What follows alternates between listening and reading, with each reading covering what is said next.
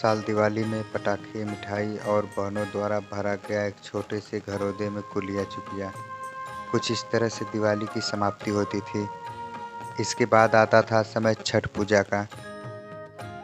हमें बचपन में पहाड़ा भले बीच तक ना आता हो, लेकिन इतना मालूम होता था कि दिवाली के ठीक 6 दिन बाद छठ पूजा होगा।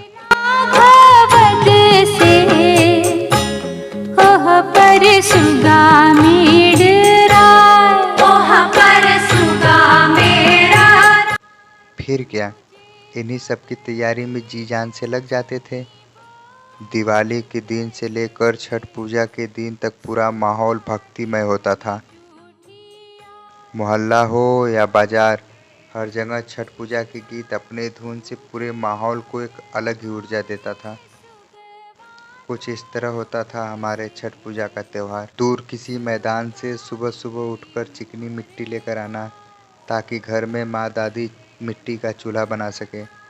बचपन में हमारे लिए ये काम सबसे अलग होता था।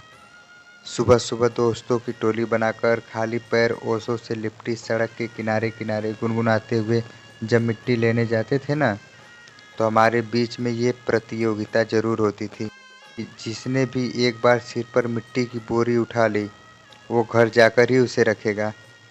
जो पहले स्थान पर आएगा, उसे छठ पूजा के दिन बड़ा सा गन्ना मिलेगा। उसके बाद का काम होता था घर के आसपास की फिर से साफ सफाई, और छठ घाट, जो कि पास के ही छोटी सी नदी के किनारे होता था, वहाँ जाकर पूरे घाट की सफाई।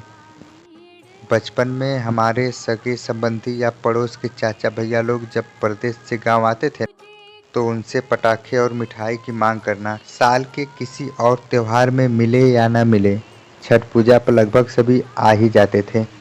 हमारे दादी और घर के बड़े बुजुर्ग द्वारा अब ये साफ मनाही हो जाती थी कि छठ पूजा के समाप्ति तक किसी भी फल को हाथ नहीं लगाना है, इन्हें जूठा नहीं करना। ये सब पूरे त्योहार का एक प्रमुख अंग होता था।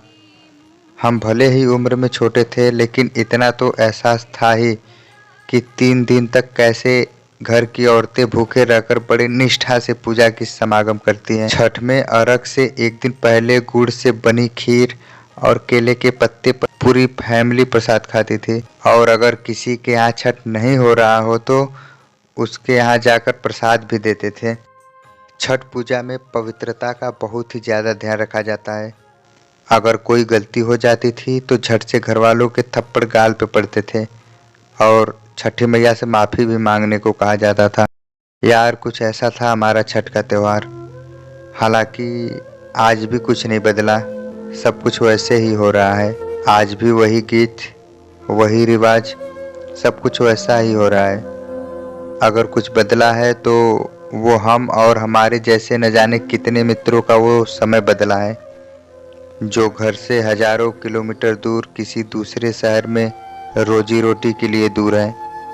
जिसके यहाँ भी छठ होता होगा, वो उसकी भरपूर कोशिश यही रहती है कि वो किसी तरह से इस समय तो अपने गांव शहर जा सके, लेकिन शायद हर बार ऐसा नहीं हो पाता। किसी को छुट्टी नहीं मिल पाती, तो किसी का मंथली टारगेट पूरा न होने के कारण रुकना पड़ता है।